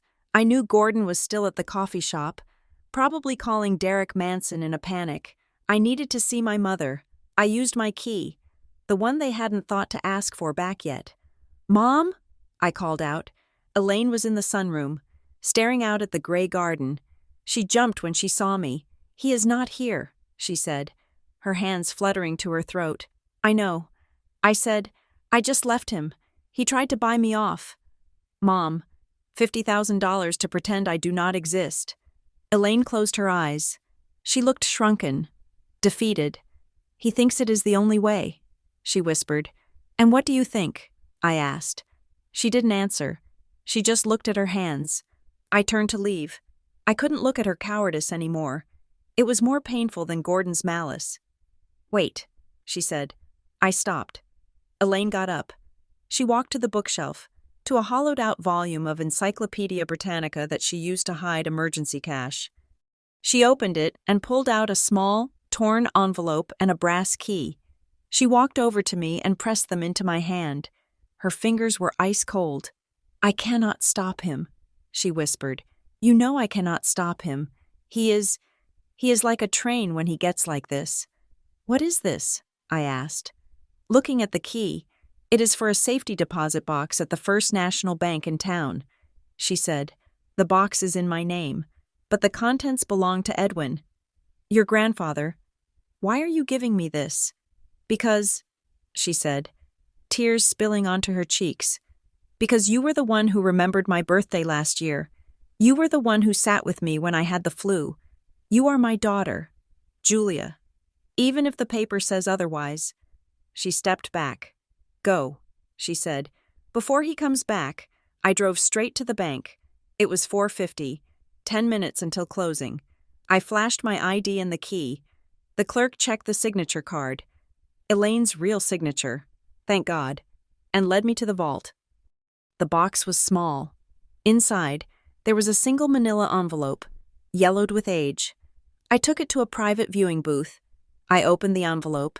Inside was a letter on heavy bond paper from the law offices of Bramwell Sutter. The date was 35 years ago. Paternity settlement and trust conditions. I began to read. "Dear Mr. Hallie, per your instructions, the settlement with Miss Lydia Vance has been finalized. She has agreed to the terms of silence regarding the child's paternity. As discussed, the trust has been structured to prevent any distribution to Gordon Hallie or his issue until specific conditions are met. The donor explicitly requires that no public acknowledgement of the biological issue born of this union shall occur until after the donor's death. Furthermore, the donor stipulates that the bulk of the estate shall bypass the son and pass directly to the biological grandchild, provided they are acknowledged and proven by blood test." I read it twice. The donor. In legal terms, the donor was the person setting up the trust. That was Edwin Hallie, my grandfather, until after the donor's death. But the letter referred to the biological issue born of this union. I frowned. Gordon had told everyone the scandal was his. Elaine had said Gordon had a fling, but the letter was addressed to Mr. Edwin Hallie, regarding paternity settlement. My breath caught in my throat. The scandal wasn't Gordon's. The child wasn't Gordon's. The biological issue, the real daughter everyone was looking for, wasn't Gordon's daughter. She was his sister. Edwin Hallie, my stern, moralizing grandfather, had fathered an illegitimate child 35 years ago. He had paid the mother off and hidden the child. But he had felt guilty, so he set up the trust to eventually go to that child, his secret daughter, bypassing Gordon entirely. Gordon wasn't the beneficiary. He was just the trustee's son, trying to steal an inheritance that was never meant for him. And Avery? If Avery was 32, like me, she fit the timeline. But if she was Edwin's daughter, she would be Gordon's half-sister. I looked at the letter again. Proven by blood test. Gordon needed a biological issue to unlock the money, but the trust language I had seen from David said, biological issue of the beneficiary. If Gordon had managed to get himself named the beneficiary after Edwin died, then he needed a child of his own to unlock it. But if the money was actually intended for Edwin's secret child, my head was spinning. Gordon was trying to rewrite reality. He was taking Edwin's secret child, or someone pretending to be her, and claiming her as his own daughter to satisfy the issue clause and grab the cash. He was twisting a 30-year-old family secret into a modern-day fraud. Or, Avery wasn't related to any of us. I thought about the records clerk mistake. I thought about the name change from Locke. Avery wasn't Edwin's daughter. She wasn't Gordon's daughter. She was an actor, a plant. Gordon knew the trust was sitting there, waiting for a biological issue to appear. He couldn't produce one, so he hired one. He found a woman the right age, gave her a script, and set up a fake paper trail to fool the remaining trustees. He was stealing from his dead father, using a fake daughter, and destroying his real adopted daughter to do it. I put the letter in my bag. This was the smoking gun. It proved the original intent of the trust was about a specific, secret child, not just any heir Gordon produced. I called David as I walked out of the bank. I have something. I said, I have the origin story. Tell me. He said, it is deep. David, it goes back to my grandfather. But here's the headline. Gordon is not just bending the rules. He is hijacking a trust meant for a secret sibling he probably hates. And Avery? I am 90% sure she is a professional imposter. We need to file, David said. Now, tonight. Draft the injunction, I said. I'm coming to sign it. Wait, Julia, David said. His voice was serious. If we file this, if we accuse him of manufacturing an heir to defraud a trust, this goes public. The nonprofit board will see it. The bank will see it. The Lakebriar Gazette will see it. Good, I said. He will come after you. Julia, he will paint you as the bitter, unstable adopted daughter who couldn't handle the truth. He will release that family harmony agreement draft and say you tried to extort him. Let him try. I said, I have the letter. David, I have the notary fraud. I have the bank records. I am not the one who should be afraid of the truth. I hung up. I sat in my car in the bank parking lot. The streetlights were flickering on. It was dark, cold, and lonely. I thought about the Christmas dinners of the past, the way I had tried so hard to be perfect, the way I had smoothed over every crack. I looked at my reflection in the rearview mirror. I wasn't perfect anymore. I was dangerous. I put the car in gear. It was time to blow it all up. The retaliation started on Wednesday morning. Subtle at first, like a gas leak before the explosion. It began with a text from Aunt Sarah. Julia, I heard about the trouble you are causing your father. I know the adoption was always hard for you to process, but please consider professional help. We love you, but this jealousy is becoming toxic. I stared at the screen, the coffee in my mug turning cold. The adoption was hard for me to process. I had never once complained about my adoption. I had celebrated my gotcha day every year with cake and balloons until I was 18. Then came the email from Cousin Mike. Hey, Jules. Uncle Gordon called. He said you are threatening to sue the family? Look, I know it is weird with Avery showing up, but do not go scorched earth. You are scaring people. They were closing ranks. Gordon had gotten to them first. He was spinning a narrative where I was the unstable, bitter adoptee lashing out at the miracle of his biological daughter. He was weaponizing my silence, because I had always been the quiet one, the fixer. They assumed my sudden noise was madness, not justice. I didn't reply. I couldn't. But the real blow came at 10 o'clock. I was at my desk in Northgate City, trying to focus on a logistics spreadsheet, when my boss, Karen, appeared in my doorway. She shut the door behind her. Karen was a no-nonsense woman who ran the department with terrifying efficiency. She held a printed email in her hand. Julia, she said, sitting down. We received an anonymous complaint through the ethics hotline this morning. My heart hammered against my ribs. About me? About you. Karen said, "It alleges that you have been using company resources for personal legal matters and that there are irregularities in your expense reports." I felt the blood drain from my face. This was my livelihood. This was the only thing I had that was truly mine. "Karen, that is a lie," I said, my voice shaking. "You can audit every penny I have ever spent. I have never—" "Stop," Karen said. She raised a hand. "I already did." She said, "I pulled your reports for the last 2 years. They are cleaner than mine. And the IP address this complaint came from? It traces back to a residential account in Lake Briar." She slid the paper across the desk. It was garbage. Vague accusations, using words like unhinged and erratic. "I know where this came from," I said, feeling sick. "My father is trying to discredit me." Karen looked at me for a long moment. She tore the paper in half. "I do not need the details. Julia, but I know a smear campaign when I see one. You have been my best project manager for 5 years. I am not going to let some suburban drama derail that." She stood up. "Handle your life," she said.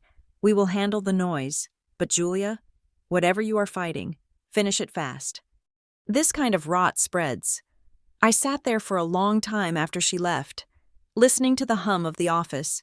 They had tried to take my job. They had tried to take my reputation. Gordon wasn't just defending himself. He was trying to erase me. I left work at noon. I had a meeting with David Lowe, and I had a new piece of evidence to run down. I had the copy of the notarized letter Gordon had used to get my birth records. I had stared at it until my eyes burned. The stamp belonged to a place called Crown Line Mail Print in Lake Briar. The date of notarization was December 20th. I knew that date. December 20th was the day of my mother's book club holiday party. She hosted it every year. She had been in her living room with 12 other women from noon until 6. She couldn't have been at a print shop signing affidavits. I met David outside Crown Line Mail Print. It was a strip mall shop sandwiched between a dry cleaner and a vape store. "This is a long shot," David warned me as we walked in. "Notaries are not required to show us their journals without a subpoena. Let me try." I said. The shop was empty. A young guy with a nose ring was behind the counter, scrolling on his phone. "Hi," I said. "I need to check a notarization record from last week. There seems to be a mix-up with the ID number recorded." The guy looked up, bored. "You got a subpoena?"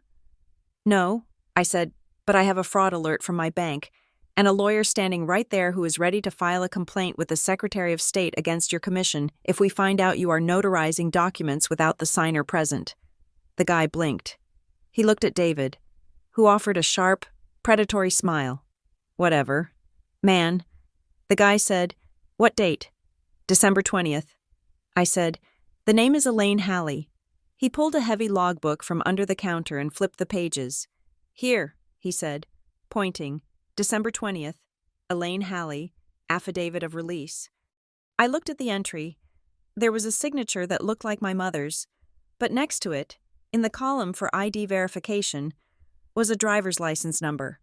I pulled out my phone. I had a photo of my mother's license from when I helped her set up her airline app. "Read me the last 4 digits." I said. The guy squinted. 4492. I looked at my phone. My mother's license ended in 8810. That is not her license. I said, "Who signed this?" The guy shrugged, suddenly nervous. "Look, a lady came in. She had blonde hair.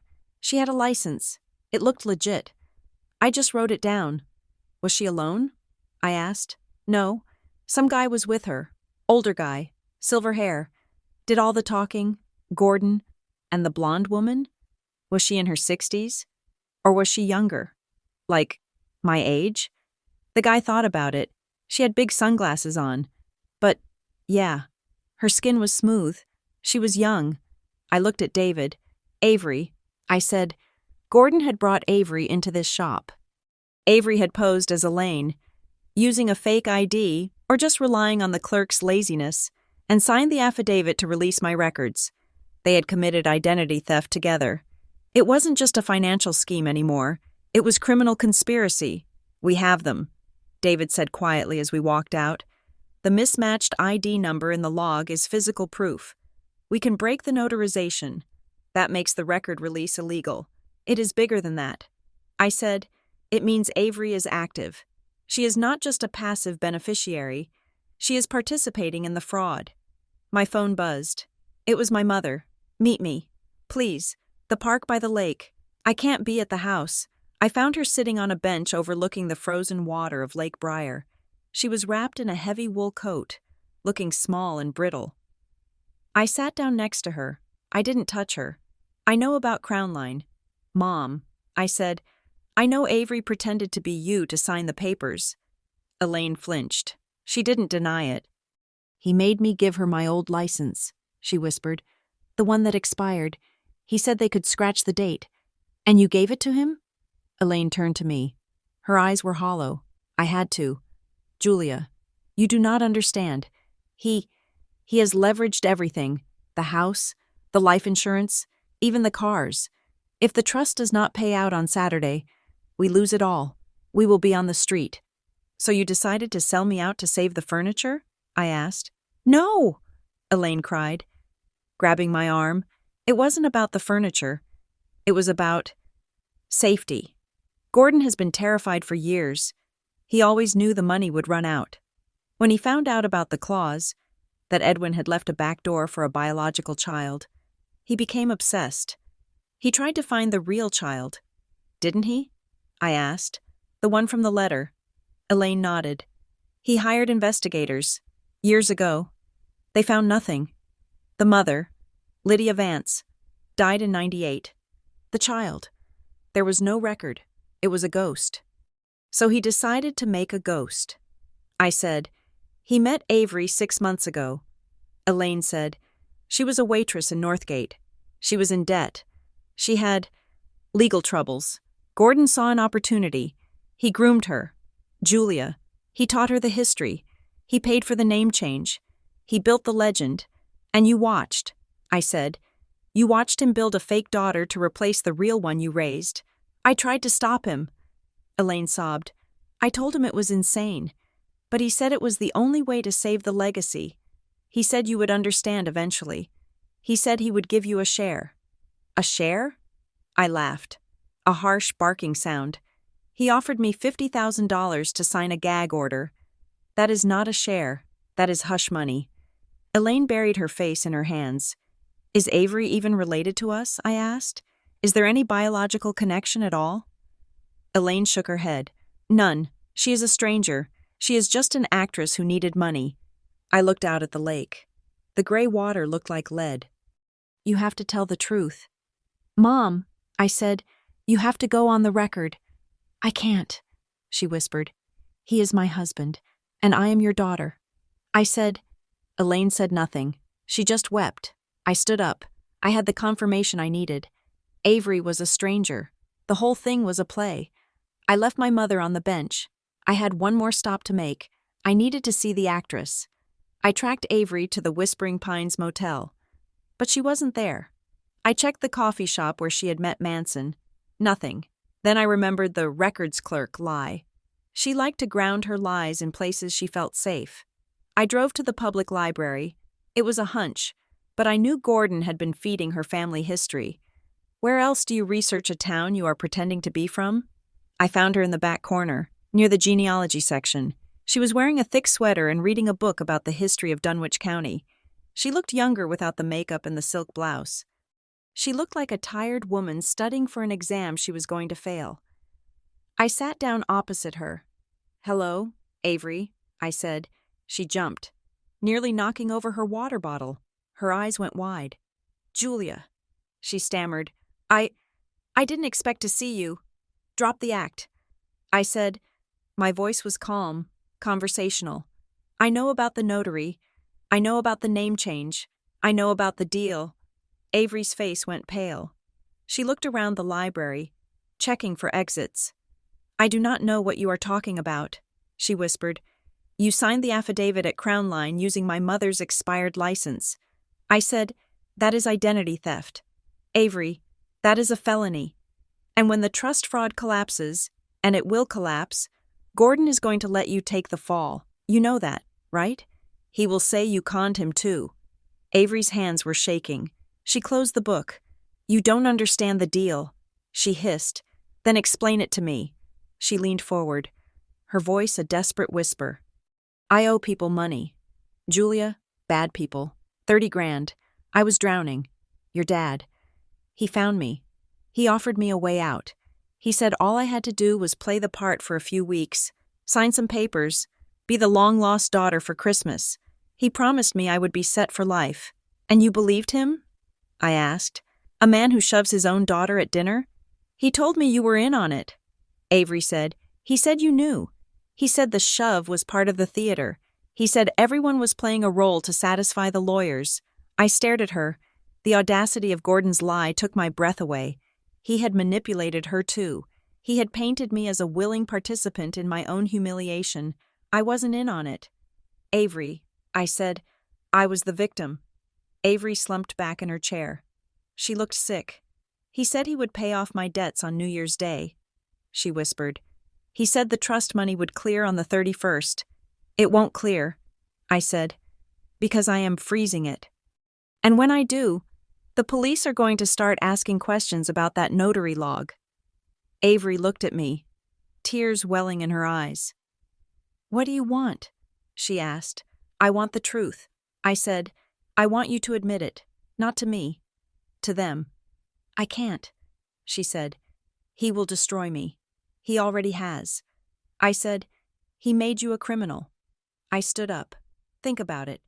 Avery, you can go down for fraud, or you can turn witness. I will give you 24 hours. I walked away. I didn't look back. I left her sitting there with the history of a county she didn't belong to. I went back to David's office. He had the injunction ready, but he also had news. I looked into Hearthlight, the nonprofit. He said, It is worse than we thought. How so? It is a pass-through. David said, I traced the restricted gifts. The trust sends money to Hearthlight. Hearthlight awards consulting fees to a shell company called G.H. Holdings, Gordon Halley Holdings, I guessed. Exactly. He has been siphoning money from the trust for years, using the nonprofit to wash it, but the amounts were small, under the radar. Now he wants the main corpus, the millions, and to get that, he needs the biological issue event. So the Christmas dinner wasn't just about family. I said, it was the launch party for a money laundering scheme. David nodded. And if we file this injunction, we are blowing the lid off a federal crime.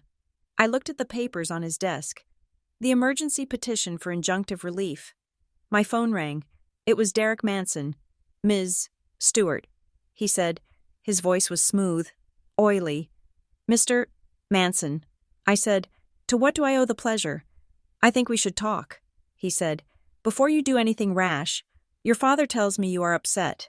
He feels terrible. We all do. Cut to the chase. Derek, we are prepared to offer a settlement, he said. A private arrangement, $200,000. Cash, wired to your account tomorrow, $200,000. It was a life-changing amount. It would pay off my student loans. It would put a down payment on a house. It would give me freedom. And the condition? I asked. You sign a waiver, he said. You acknowledge Avery as the legitimate beneficiary, and you agree to a strict confidentiality clause regarding the trust administration. I closed my eyes. It was tempting. God, it was tempting. I was tired. I was scared. I wanted to take the money and run. I could move to a new city. I could start over. I could forget the Halleys ever existed. But then I thought about the real daughter line. I thought about my mother's face in the park. I thought about Avery, trapped in a lie she didn't understand. If I took the money, I was letting him win.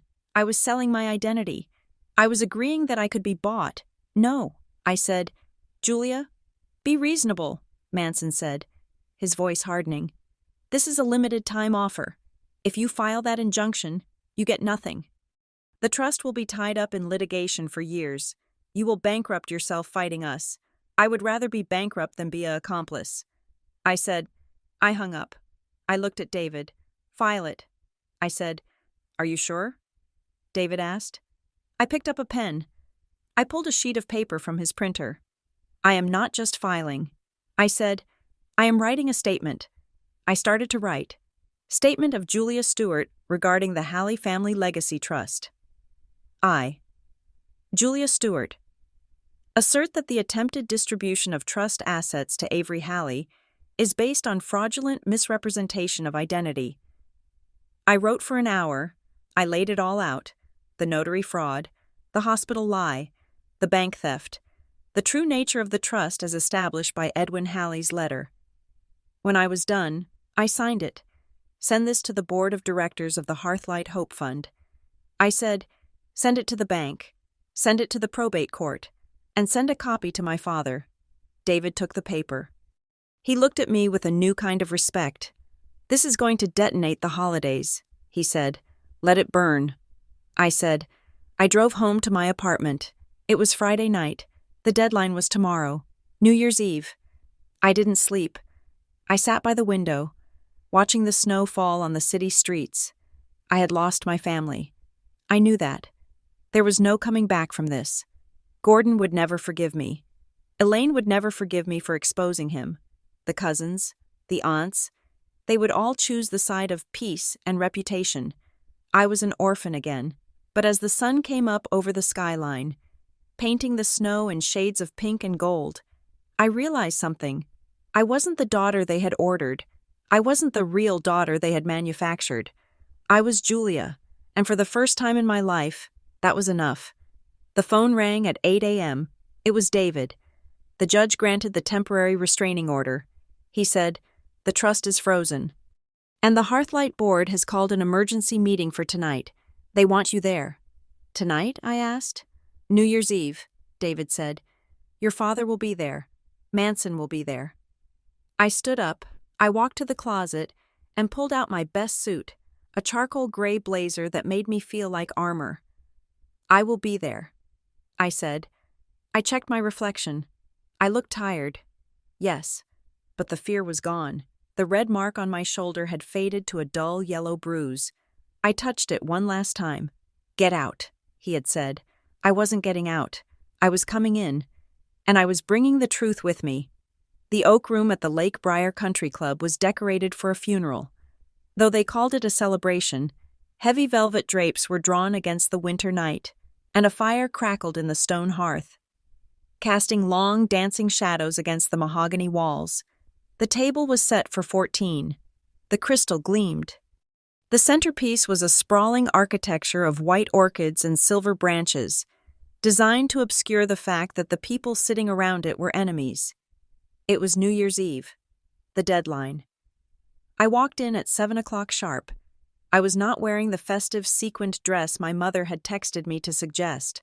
I was wearing my charcoal suit and a silk blouse the color of steel. Beside me walked David Lowe, carrying a leather briefcase. The conversation in the room died instantly. Gordon was standing at the head of the table, a champagne flute in his hand. He looked regal. He had his silver hair swept back, his tuxedo tailored to perfection. He looked like the patriarch he had always pretended to be. Julia, he said, his voice booming with a jovial, staged warmth. You made it, and you brought a guest. This is my attorney, David Lowe. I said. My voice was calm. It did not echo. It cut through the room like a scalpel.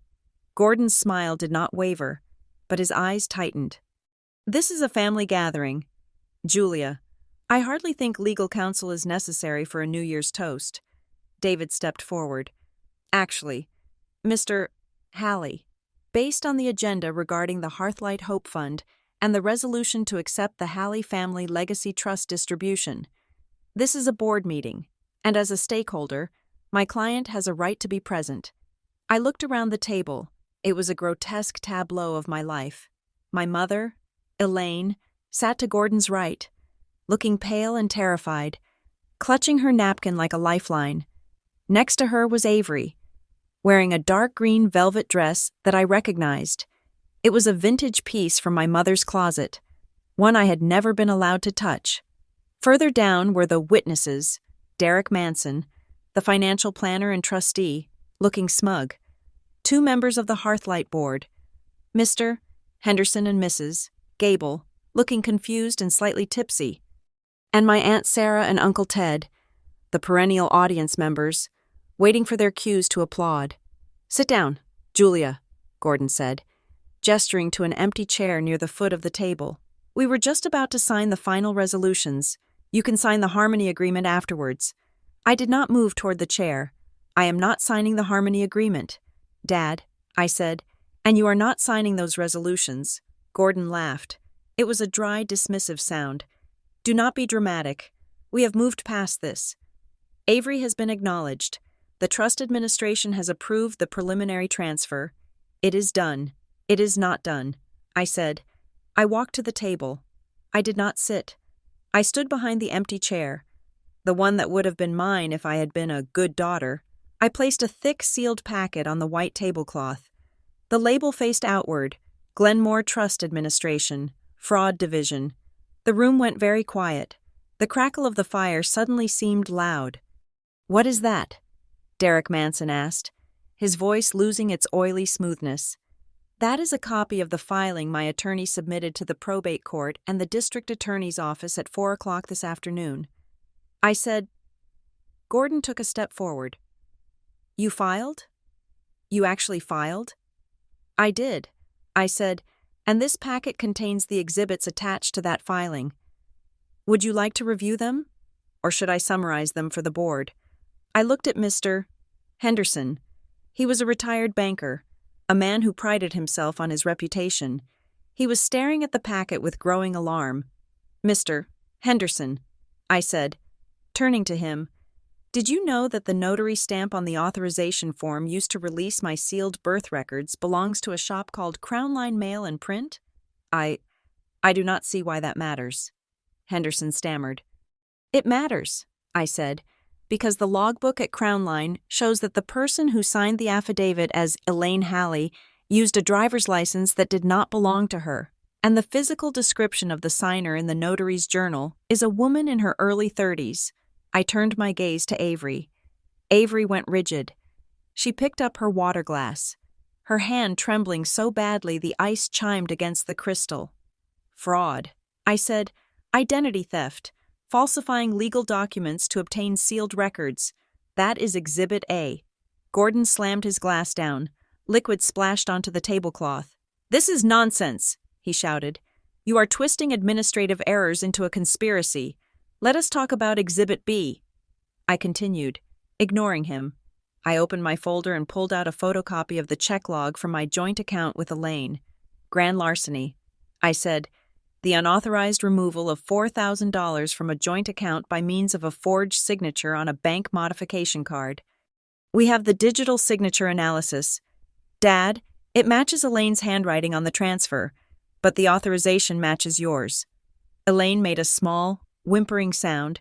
She looked down at her lap, and finally, I said, pulling out the copy of the Bramwell and Sutter letter, Exhibit C, the smoking gun. I held up the yellowed photocopy. The Halley Family Legacy Trust was not established for Gordon Halley's children. I said to the room, it was established for the illegitimate biological child of Edwin Halley. The donor referenced in the trust documents is Edwin. The biological issue is his secret daughter, born 35 years ago. I looked at Derek Manson. "Mr. Manson knows this." I said, "As trustee, he has access to the original instrument. He knows that for Gordon to claim this money, he has to pretend that the biological issue is his own child, because the real beneficiary, Edwin's daughter, cannot be found. Or perhaps she is dead." Manson's face had gone the color of ash. He stood up. "Gordon," he said, his voice tight. "You told me you had handled her." "I handled her," Gordon roared. "She is lying. She is jealous because she is not the real daughter." "Real daughter," I repeated. I looked at Avery. "Tell them." "Avery," I said softly. Avery looked at Gordon. Then she looked at me. She looked at the packet on the table, addressed to the fraud division. She saw the walls closing in. "Tell them what?" she whispered. "Tell them your name." I said, "Your real name. The one you had before November 15th. Avery Locke," she said. Her voice was barely a whisper, but in the silence of the room, It was a scream. A gasp went around the table. Aunt Sarah covered her mouth. I changed it, Avery said, tears spilling over. Gordon said it was okay. He said it was just a formality, to match the family. And the hospital story? I asked. The records clerk in the annex? He gave me a script, Avery cried. Standing up, the chair screeched backward. He gave me a binder with the stories. He told me what to say. He said if I did it, he would pay off my loans. I didn't know about the notary fraud. I knew I signed it, but I didn't know it was a felony. She turned to Gordon, her face twisted in panic. You said it was legal. You said Julia was in on it. Gordon stood frozen. The mask was gone. The weary statesman was gone. The loving father was gone. All that was left was a man cornered by his own greed. Mr. Henderson stood up. He looked sick. Gordon, he said, is this true? Did you manufacture this person? Gordon looked at Henderson. He looked at the board members. He saw his reflection in their eyes, not as a pillar of the community, but as a con artist. And then he exploded. It wasn't physical this time. It was a verbal detonation. So what if I did? Gordon snarled. He turned to me, his eyes burning with a hatred so pure it felt like heat. It was my money, he spat. It was my father's money. He locked it away because of some whore he slept with in the 70s. And he punished me for it. He left me with nothing but a house I couldn't afford and a name that cost too much to keep. He pointed a shaking finger at me. And then I got stuck with you, he said. The room gasped. Elaine put her head in her hands. We adopted you to fix it, Gordon said, his voice dropping to a venomous hiss. We thought if we played the perfect family, the trustees would soften. We thought if we gave Edwin a grandchild, even a paper one, he would release the funds. But he didn't. He died laughing at me. He leaned over the table, his face twisted. I spent 30 years raising someone else's problem. He said, I paid for your braces. I paid for your college. I endured your mediocrity. And for what? So you could stand here and lecture me about fraud? I felt the words hit me like physical blows. Someone else's problem, mediocrity. But I didn't flinch. I let the words hang there, exposing him. You didn't pay for my college, Dad. I said quietly, I had a scholarship, and I have been paying your mortgage for 3 years. I turned to the board members. You heard him. I said, he admitted it. He manufactured an heir to bypass the trust conditions. Derek Manson was already typing furiously on his phone. I am recusing myself. Manson muttered. I was misled. I had no knowledge of the identity fabrication. You liar! Avery screamed. You gave me the papers. You met me at the club. Stop it! Elaine shrieked. She stood up. She looked small and broken, her velvet dress hanging off her frame. Please, she cried. Please, everyone, we can fix this. Gordon didn't mean it. We are just under so much stress. She looked at me, her eyes pleading. Julia, baby, please, put the packet away. We can work something out. We can be a family. We will make Avery leave. It will just be us again, like before. I looked at my mother. I looked at the woman who had handed me a key in secret, but was now begging me to cover up the crime in public. It can never be like before. Mom, I said, because now I know that before was a lie too. I turned back to the table. I am not here to negotiate, I said. I am here to end it. I reached into the folder one last time. I pulled out a single sheet of paper. This is an affidavit, I said. It initiates a formal complaint with the State Attorney General regarding the operations of the Hearthlight Hope Fund. It details the pass-through payments to Gordon Halley Holdings. Mr. Henderson's face went white. The Hearthlight Fund? He has been using the nonprofit to wash the restricted gifts. I said, and he needed the big trust distribution to cover the holes he dug in the foundation's accounts. I slid the paper across the table to Henderson. If you sign those resolutions tonight, I said, you are accessories to money laundering. Henderson looked at the paper. He looked at Gordon. I cannot sign this, Henderson said. He pushed his chair back. I am calling for an immediate suspension of all board activities pending an external audit. Mrs. Gable stood up too. I second that motion. Gordon looked around the room. His allies were fleeing. His wife was weeping.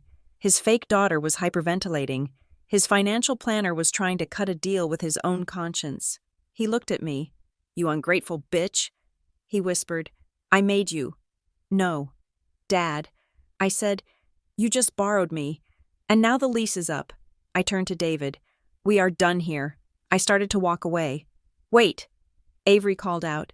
She ran around the table. She grabbed my arm. Her grip was desperate. Julia, please, she said. I can testify. I can tell them everything. Just do not let them arrest me.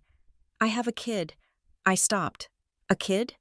A daughter, Avery said, tears streaming down her face. She is 4. That is why I needed the money. I just wanted to get her out of the apartment complex. I just wanted to give her a Christmas. I looked at her. I saw the terror in her eyes. She wasn't a villain. She was just another casualty of Gordon Halley's ambition. Call my office on Tuesday. I said, if you cooperate with the audit, we will ask for leniency. Thank you, she sobbed. Thank you. I looked back at the table one last time. Gordon was sitting in his chair now. He looked suddenly old. The vitality had drained out of him. He was staring at the centerpiece, at the white orchids that were wilting in the heat of the fire. Elaine was watching me. She didn't say anything. She just watched me go. Her hand resting on Gordon's shoulder, anchored to him by decades of shared secrets and sinking ships. I walked out of the oak room. I walked through the lobby of the country club, past the Christmas tree that was still lit, past the members drinking eggnog and laughing. I walked out the front doors into the cold night air. It was snowing again. Big fat flakes that caught the light of the street lamps. I took a deep breath. The air tasted clean. It tasted like ice and pine and silence. My phone buzzed. It was a notification from my bank app. Scheduled transfer canceled. Monthly support. Mom, Dad. I swiped it away. I walked to my car. David was waiting by the passenger door. You okay? He asked. I looked back at the club. I could see the silhouette of my father in the window. A shadow in a room full of light. I don't know, I said, and that was the truth. I didn't know what came next. I didn't know how to be a person who wasn't a daughter, wasn't a fixer, wasn't a safety net. I had burned the bridge. The flames were high and hot, and there was no going back across. But as I looked at the road ahead, stretching out into the darkness of the new year, I realized something else. I was driving. The wheel was in my hands. The gas pedal was under my foot. For the first time in 32 years, the destination was up to me. Let's go, I said. I got into the driver's seat. I put the car in gear, and I drove away from Renfield, leaving the wreckage in the rearview mirror, disappearing into the white, wide-open night. I hope you found Julia's journey from silence to strength as compelling as I did to write. It is a heavy story, but one that speaks to the courage it takes to break the cycles that bind us. I would love to know where you are listening from today. Are you in a snowy city like Northgate, or somewhere warm and sunny? Please leave a comment below telling me your location and your thoughts on Julia's final decision. If you enjoyed this story and want to hear more tales of justice, betrayal, and redemption, please make sure to subscribe to Revenge Stories. Your support means the world to me and helps me keep writing. Take care of yourselves. And remember, the truth is the only legacy worth keeping.